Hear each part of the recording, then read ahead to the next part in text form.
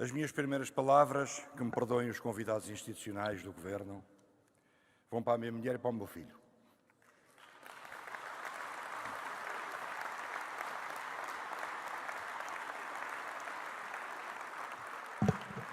Isto de ser um sindicalista da aldeia tem que se lhe diga. Vivo em Lisboa, de há 4 anos esta parte, porque aceitei com espírito de missão liderar a Central. As coisas não correram assim tão mal, porque o Congresso decidiu, os nossos sindicatos também, dar-me a confiança para renovar por mais 4 anos o cargo de Secretário-Geral. O desafio é para mim grande, mas maior é para quem tem uma família com 2 pessoas próximas, que vive a 200 km de Lisboa, que é professora no Conselho de Penela, e o rapaz decidiu este ano letivo entrar para a Faculdade de Direito. A mãe ficou sozinha e ele também está. E, portanto, se o drama era elevado, agora é mais reforçado. Eu compreendo a situação da UGT, espero que a UGT compreenda a minha situação e que, acima de tudo, preserve sempre e defenda os direitos da família. A família é para estar próxima, não é para estar afastada. E, portanto,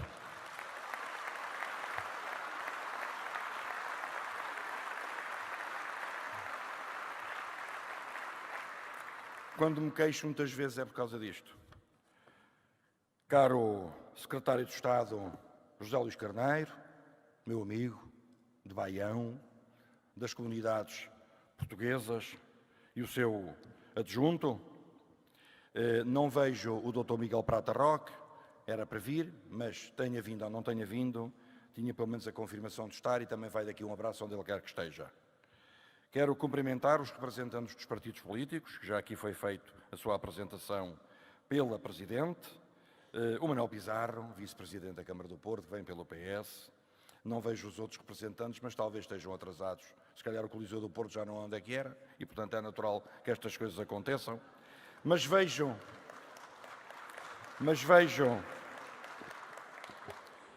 outros companheiros, representantes do Partido Social Democrata, de uma forma particular um abraço ao Dr. Marco António Costa, Vice-Presidente, com quem entabulei tantos diálogos e que também entre nós se começa a surgir e sempre começou a surgir uma relação que se pode chamar de amizade.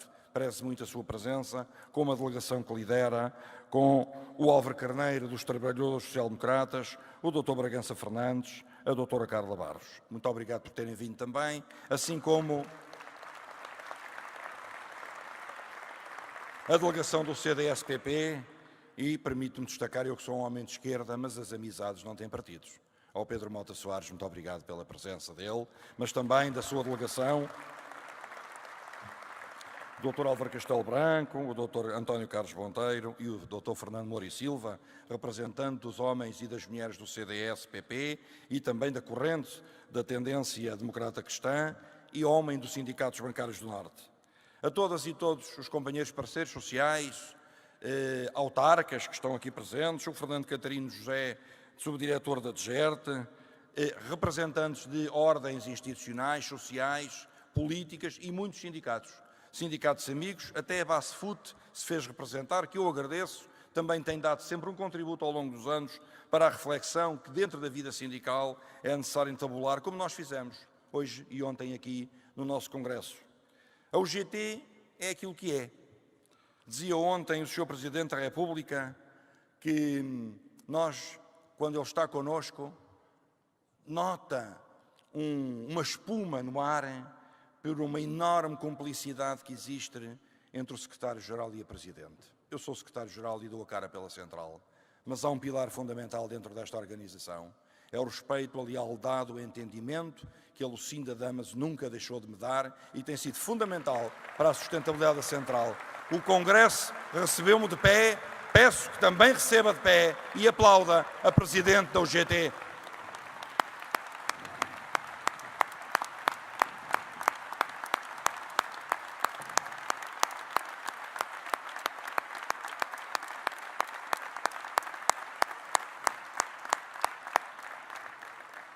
Ser humanista é isto mesmo.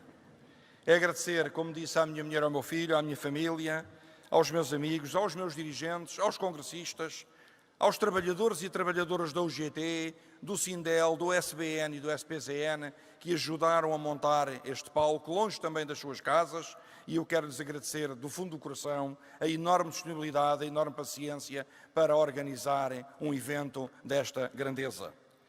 Há 4 anos era diferente, eu até estava mais nervoso, trouxe um discurso de 7 ou 8 páginas, hoje trago apenas a lista dos convidados. Portanto, vou fazer uma intervenção de improviso para não vos maçarem, porque, acima de tudo, muitas das questões políticas que queríamos discutir foram discutidas nos 2 dias do Congresso, foram colocadas na minha intervenção inicial, que de alguma forma marcou a estratégia e o rumo para os próximos anos, mas, acima de tudo, o que há aqui que referir é que uma organização como a UGT não se pode demitir de continuar a ser responsável. Nós fomos criados por 2 homens fundamentais que deram o pontapé de saída para o combate à honestidade sindical. Ontem foram elogiados e muitas vezes referidos, Mário Soares e Francisco Sá Carneiro. É por eles, em sua memória, pelo legado que souberam transmitir ao país, que a democracia portuguesa se consolidou. E dentro da democracia...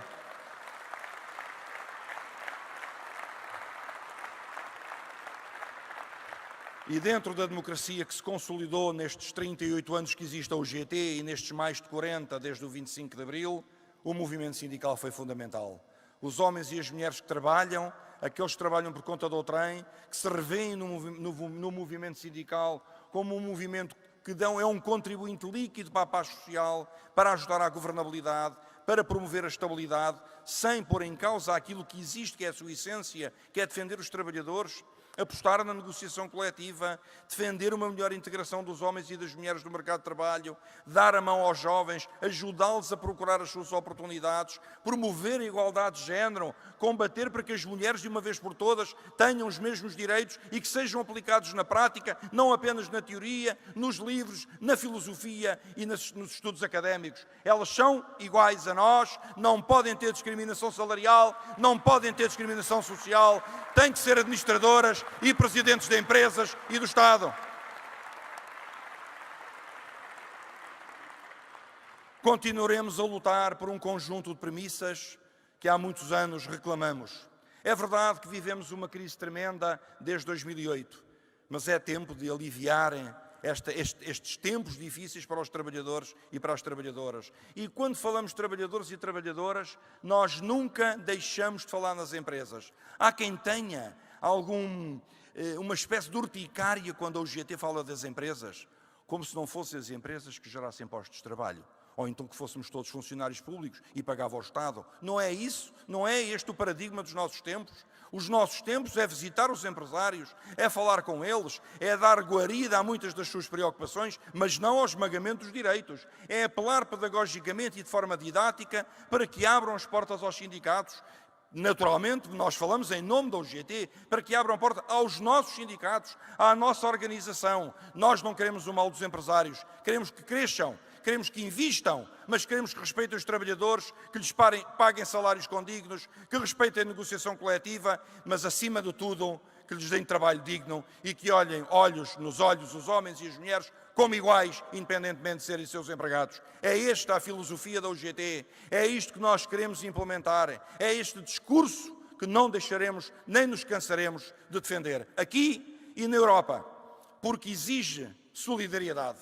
Nós somos um Estado soberano, mas quando entramos na União Europeia sabíamos que uma parte da nossa soberania estava naturalmente colocada nas instâncias internacionais. É esta a resposta dos tratados, é assim que sempre foi ao longo da história dos Estados, quando se fundiam ou quando, acima de tudo, proclamavam as necessidades dentro dos seus Estados para aglutinarem as necessidades e responderem melhor aos seus cidadãos. É isto que temos hoje na União Europeia. Agora, uma coisa é nós perdermos alguma soberania em algumas das matérias, outra coisa é aceitarmos que nos imponham tudo e todas as coisas, como se nós não tivéssemos o direito à indignação, não tivéssemos o direito a uma resposta forte e musculada, quando estão a esbulhar os nossos direitos, quando põem em causa as nossas expectativas, aquilo que julgávamos perene, quando põem em causa direitos das pessoas que nós conquistamos. queremos negociação, queremos salários, queremos uma administração pública valorizada, queremos um Serviço Nacional de Saúde a funcionar, queremos uma escola pública e uma educação digna para os nossos filhos e para as gerações futuras. Cabe ao GT de hoje preparar o amanhã daqueles que vierem aí.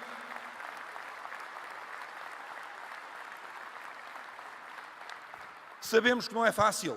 Este governo está há 1 ano e meio, ainda não chegou no poder. Mas, independentemente disso, há matérias, naturalmente, que foram invertidas e revertidas a favor dos trabalhadores. Falta muito. Ainda ontem, nas nossas discussões aqui, a administração pública está, naturalmente, cansada de tantas promessas e de nada ver. É preciso que o Governo se comprometa, se não é possível com medidas, que dê datas, que dê prazos, que se comprometa com o Primeiro-Ministro a dizer vamos trabalhar no sentido de desbloquear as progressões da carreira, vamos trabalhar no sentido de valorizar os trabalhadores da administração pública, vamos trabalhar e comprometer-nos a admitir pessoal, porque admitir pessoal da administração pública não pode ser visto exclusivamente como um custo para o Estado e para os contribuintes, é um serviço ao bem comum, é um serviço público às populações.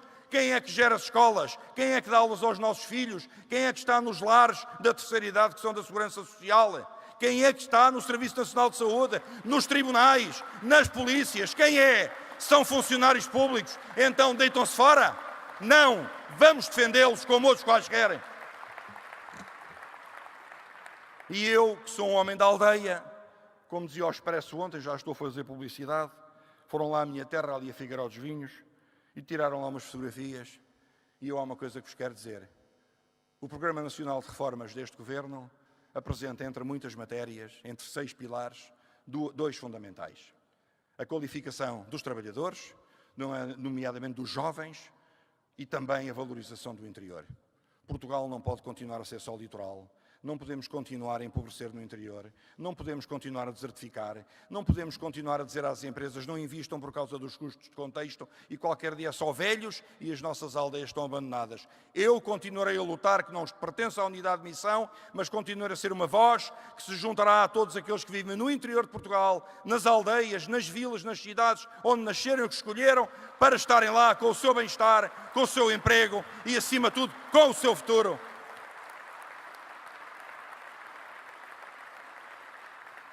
Se há regionalização ou não, é uma questão que podemos discutir. Se há delegação de competências para as autarquias locais e para as câmaras, pois que se discuta ao Governo e discuta à Assembleia da República, mas o que os cidadãos querem é serem tratados todos como iguais. Naturalmente, se houver um casal que iria para o Alto uma Serra, como lá na Serra da Olação ao pé de mim, no Alto Singrão, só lá vivem 2 moradores, pois é difícil alcatrouar uma estrada com 3 km para servir 2 pessoas. Nós compreendemos. Não podem desprezar, do ponto de vista político, que tem que haver medidas compensatórias para quem decide viver no interior. Hoje tanto se fala em turismo rural, tanto se fala da dinamização das nossas aldeias, vilas e cidades. Quem entra, como eu entrei, a visitar empresas na cidade de Porto Alegre, entrou na parte principal mais nobre da cidade, com todas as montras fechadas, com cartazes e papéis de jornais. E perguntei à edil da Câmara Municipal, o que é isto? As empresas fecharam, não temos emprego, e as pessoas foram-se embora. Como a Robinson Brothers, uma das maiores fábricas de cortiça de Porto Alegre. Mas não é só Porto Alegre, é Elvas, são outras cidades do interior da minha região.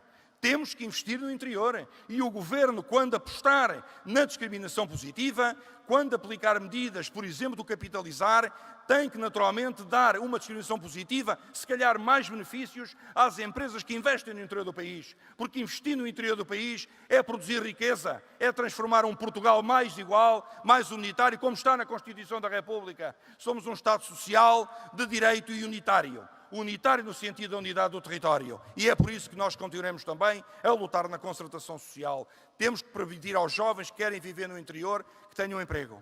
Mas para eles terem emprego, os empresários têm que lá investir e construir empreendimentos. E para haver investimento tem que haver confiança na economia. E é para isso que é fundamental estabilizar o sistema financeiro. A UGT e os seus sindicatos têm naturalmente uma responsabilidade acrescida.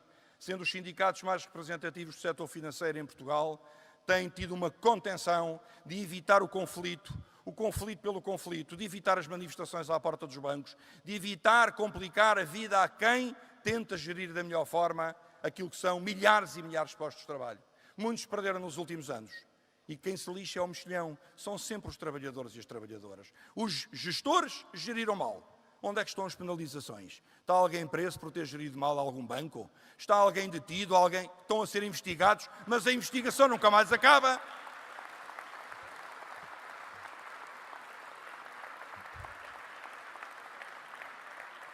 Porque quando se fala da independência da justiça, é preciso que a justiça também tenha consciência que às vezes não querer dar palpites ao Estado e não aceitar palpites do Estado, também tem que se comprometer com as suas obrigações perante o país e perante os cidadãos. Tem que ser célere.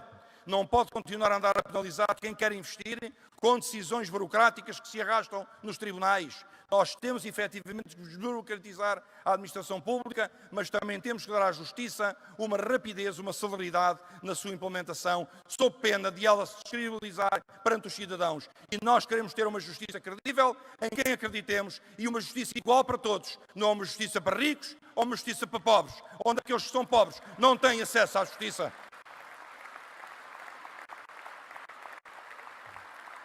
Estão aqui representantes de partidos políticos com quem o GT tem uma tradição de diálogo desde sempre.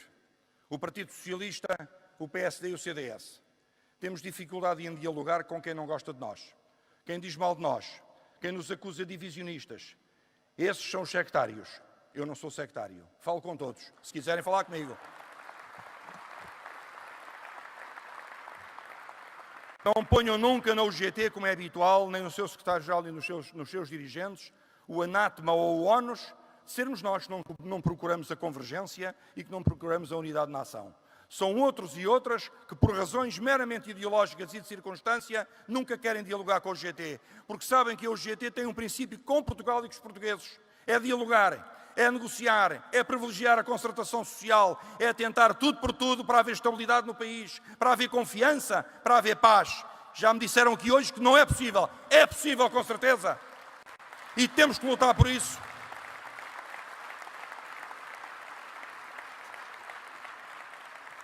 Caras e caros amigos, estimados convidados, eu não sou um político, contrariamente àquilo que dizem por aí. Sou um dirigente sindical. É assim que quererei continuar a minha carreira. Tenho 55 anos, com mais 4 são 59, assim Deus me der vida e saúde. E enquanto cá estiverem, quero comprometer-me com todos vós, com o nosso país, o nosso amado país, com as nossas famílias, com as instituições portuguesas, que andam cá há 900 anos. E eu vi aquele filme do Manuel de Oliveira, O Não Houve Glória de Mandarem, onde enalteceu todos os grandes momentos, ao contrário da história de Portugal.